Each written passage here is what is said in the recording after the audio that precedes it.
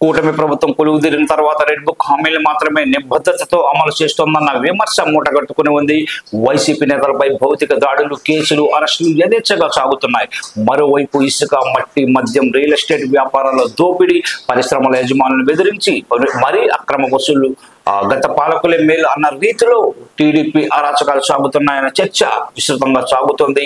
ఈ నేపథ్యంలో వైఎస్ఆర్సీపీ అధినేత మాజీ ముఖ్యమంత్రి వైఎస్ జగన్మోహన్ రెడ్డిపై అధికారంపై ధీమా వచ్చింది. కేవలం 11 సీట్లకే పరిమితమైన జగన్ పై అధికారంపై ఆత్మవిశ్వాసం వైఎస్ఆర్సీపీ మొదటి విజయంగా భావించాల్సి ఉంటుందని విశ్లేషకుల అభిప్రాయము.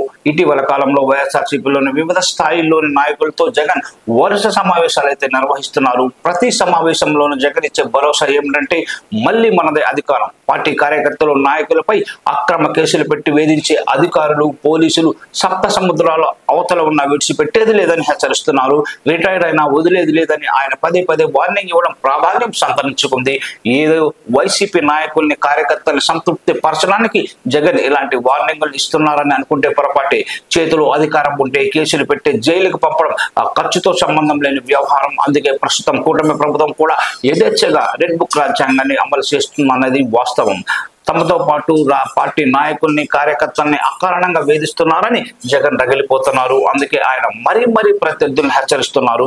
ఈ దఫా అధికారం తమదే అని, 2-0 పాలన వేరే లెవెల్లో ఉంటుందనే జగన్ మాటను సీరియస్ గా తీసుకోవాల్సిన అవసరం ఉంది.